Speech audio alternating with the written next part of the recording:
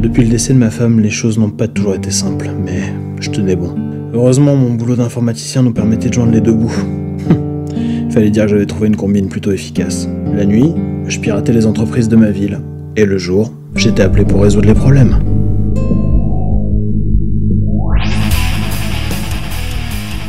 Papa, combien de fois je t'ai dit de pas rentrer dans ma chambre? Je t'ai appelé mais tu répondais pas. En plus t'es en train de me déconcentrer, je suis en parade sur Horizon 1.0. Tu peux m'expliquer comment jouer ce truc-là? Ça a l'air intéressant. No way. Et ferme la porte, c'est mon sanctuaire ici. Quelque chose s'était brisé entre mon fils et moi. Malgré mes efforts pour l'intéresser à tout un tas de loisirs sympas, rien n'y faisait. Il restait calfeutré dans sa chambre, complètement omnibulé par ces mondes virtuels.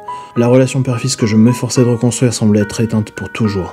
Pourtant, j'avais tout essayé, même de pirater son jeu.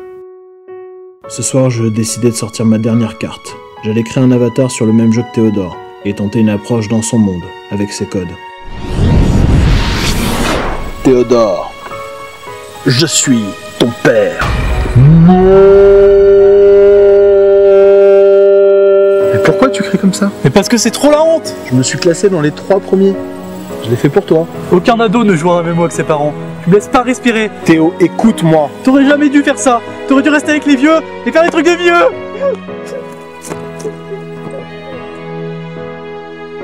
J'avais espéré un rapprochement et mon seul résultat fut le départ de Théodore.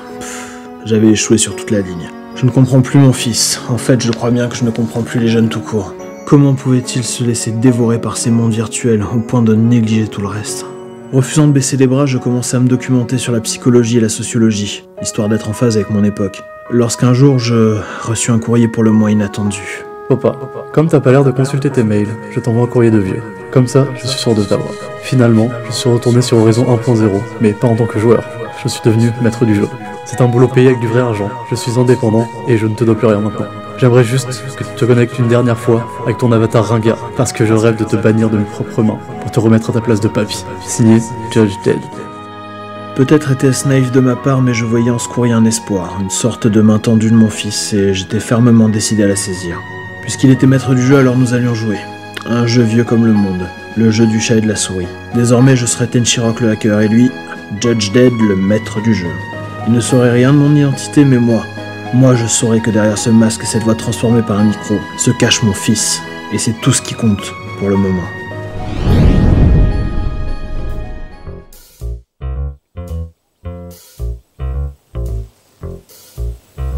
Ça alors, tout s'explique. Eh oui, maintenant tu sais pourquoi il est devenu joueur, puis hacker. En effet, je voyais les choses sous un angle totalement nouveau. Et surtout n'oublie pas, tu es tenu au secret. Si tu parles, tu me devras 1 million de crédits. M'en fous, je vendrai cette info 2 millions. Ça m'étonnerait que tu trouves quelqu'un pour débourser une somme pareille. On verra bien. Bon, à ton tour.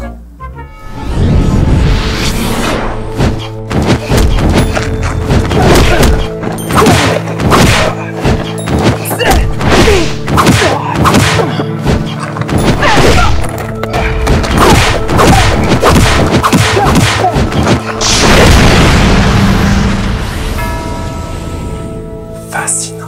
Qu'est-ce qui est fascinant? Toi, tu es tellement imprévisible, j'ai du mal à analyser ta manière de combattre. Ah, ça. J'ai tendance à tergiverser. En général, les joueurs élaborent une stratégie ou se laissent porter par des réflexes trahissant leur personnalité. Mais toi, tu es différent. Tu es capable de prendre plusieurs décisions dans un laps de temps très court. Tu changes constamment de direction. Je suis insondable, le cauchemar des tacticiens. Intéressant. Face à toi, mon don ne me sera d'aucune aide. Ton don? Qu'est-ce que t'entends par là? Peu importe. J'ai une proposition à te faire. Je t'écoute. Je suis le fondateur de la guilde Roxor, et je veux que tu intègres mon roster 1. La meilleure guilde du jeu? Ah. Non merci. Je le prends pas mal, mais je suis plutôt du genre solitaire. Soit. Je respecte ton choix. Désolé, mais merci quand même. Sur ce... Tout compte fait, j'ai changé d'avis.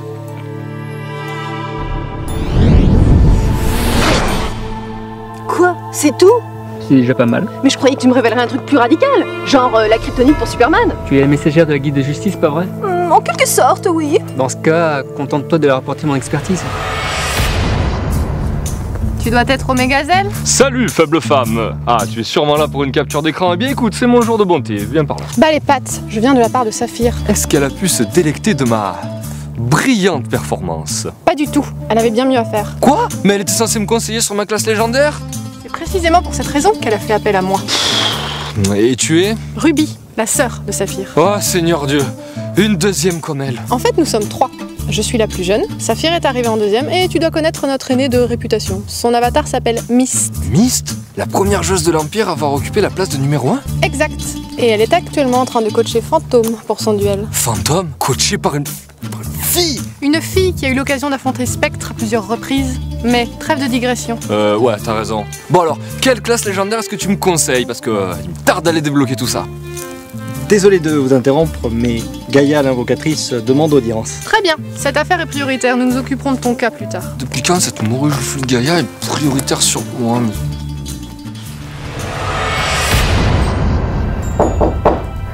Oui, entrez. Ah Ricardo, t'as pu avoir les stats dont j'avais besoin? Oui, et on ne pouvait pas espérer mieux. Cette année, les résultats du tournoi sont exceptionnels. Le duel des 3 champions a bien pu susciter l'intérêt de la communauté. Sans oublier l'apparition d'un des joueurs Warboss dans une des arènes. Exact, elle a eu son petit effet. Je l'ai lu sur les forums. Et qu'est-ce que ça dit? Arthéon de Phargos semble faire l'unanimité. Les gens veulent vraiment en savoir plus. Dois-je comprendre que la phase 2 est envisageable? Tu ne crois pas si bien dire. Je suis en train de lancer la dernière suite de quêtes.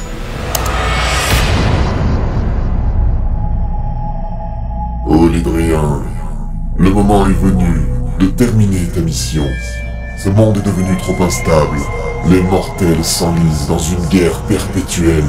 Les sources elles-mêmes s'opposent les unes aux autres. Il est temps de tenir ta promesse et de rétablir l'harmonie suprême. Je ferai le nécessaire, j'ai donné ma parole, mais je n'ai pas encore déterminé qui était responsable de la chute de l'Hydrie. Quelle que soit ta décision, il te faudra les moyens de tes ambitions.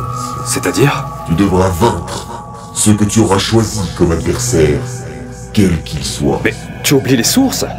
Si je décide de les éradiquer pour amener une paix durable, nous serons détruits tous les deux. N'en sois pas si sûr. Nul mortel ne peut les surpasser. Tu connais le passé, mais que sais-tu de l'avenir? Tu veux dire que je serai en mesure de détruire des créateurs de monde? Si tu parviens à aller au bout de la quête que je te confie, alors rien ni personne ne sera en mesure de s'opposer à ta volonté. Très bien, je t'écoute.